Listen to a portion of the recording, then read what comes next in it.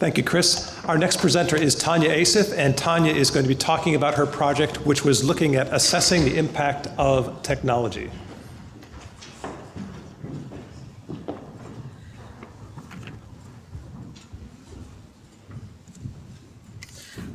Good afternoon, ladies and gentlemen. Everyone tells you to start your presentation with a joke, so I wanted to share this. The reason I chose this was because I think it's a very apt representation of what my project is about. We all think that students these days are tweeting and Facebooking and Snapchatting everything. We think that just because they're born in the digital age, they're able to absorb technology through osmosis, and we don't really need to teach it to them.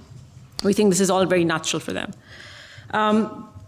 As an integrationist and as a technology teacher, I have always been interested in finding out how students see technology and what, if any, impact does it have on their academic growth. I grew up without technology per se in my school days, and something like this would be true for me.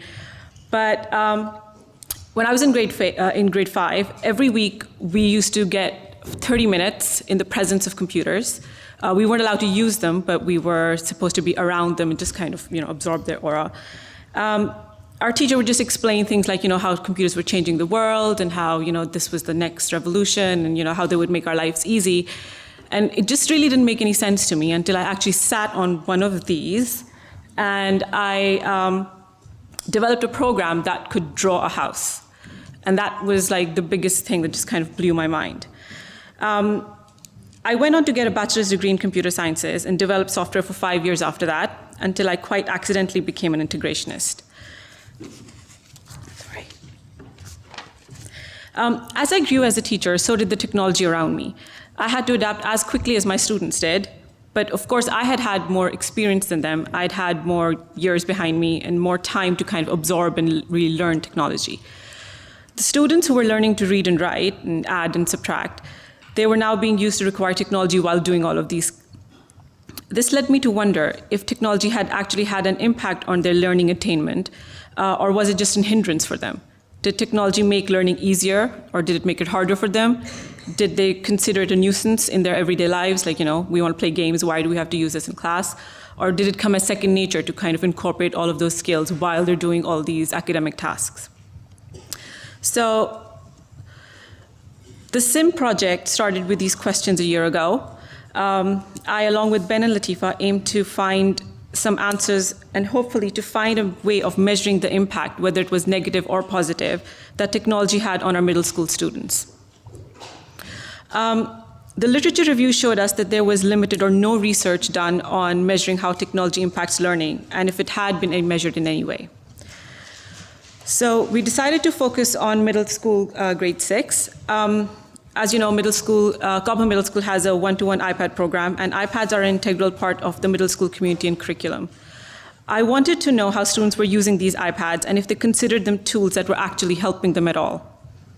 I also wanted to know if having technology lessons had had any impact on their understanding and use of technology, or was the technology curriculum really redundant? My aim was to use this SIM project to help shape the curriculum if needed.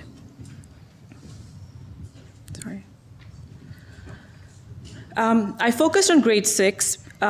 They had no technology lessons in grade 5 the year before, so I thought it would be a good place to start to gauge the value of the curriculum that we had planned, as well as the abilities and the technical skills of these students. Also, since I teach grade 6 in 2 batches, I was able to post and pre-survey them easily. I felt that I had a control group that would have a control group that would have had no technology lessons for a few months versus a group that did. We had an 80% response rate from the surveys that were given out, but the permission forms were not very successful. What the survey results showed was that the students were most comfortable using tablets and smartphones at home, so we were on that right direction, choosing the right technology for them. They also mostly used their devices for research, which led me to wonder if we had simply replaced the research method with iPads and not really worked on teaching the different aspects of enhancing the skills and the tools that the iPad could provide. However, just findings again. However, other research questions showed that students were using apps such as Piccollage, iMovie, and Book Creator for other subjects in the middle school, but these were apps that they had not necessarily learned in the technology class. These were things that they had either picked up from their friends, or they just kind of Googled and just found out how to use themselves. Or other teachers had kind of initiated, how do you use this, and they'd kind of learned how to do it. However, the interesting part came when I looked at the level of expertise that they felt they had in these different apps. So as you know, Piccollage is a very basic app. It doesn't have a lot of skills involved. It's like a very basic tool. As you can see, only 43% said that they considered themselves experts in Piccollage, given that it has a very limited range of tools in it. And 11% said they were beginners, and 45% they were intermediate. So this first survey was done before the 114 students we had in grade 6 had taken any technology lessons at all. So this was kind of like the first pre-survey. Survey 2 was done after half of them had taken a technology lessons. You can see that the expertise level went up from there. And this was after we'd had a whole unit devised to kind of teach skills, learn how to use the iPad, and especially a bit of focus on Piccollage. This was not in terms of going through Piccollage and showing them each and every tool it was. It was let's create something in Piccollage, and then they kind of picked up in a structured environment all the tools that they needed.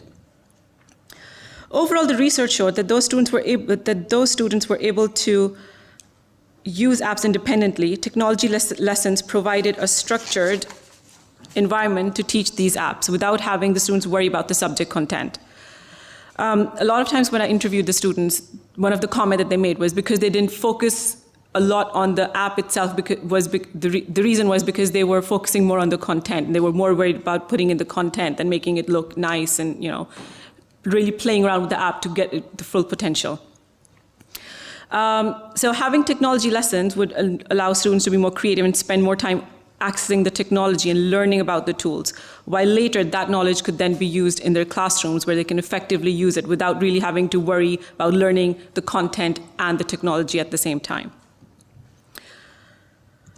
I feel that the research has shown me that students were able to use apps, but the main focus of the curriculum should be to teach skills which are transferable to other subjects, which would give the students power to choose the apps they needed without spending too much learning the app itself. Oh, sorry. Okay, back. In the course of this project, I was not able to focus on the impact and attainment aspects as much as needed due to the lack of time. I hope to be able to work on an interdisciplinary STEM project where we can work towards measuring how the technology is impacting their science, math, and art skills, so we can then kind of have that measurement available. Lastly, my final thought is this. We need more research to really assess the impact technology can have on student attainment and learning. We should also assess the engagement level that technology can help with for all students. This can only be done over time and with more research and data, which should focus not just on technology lessons, but the use of technology in other subjects as well. Thank you for listening.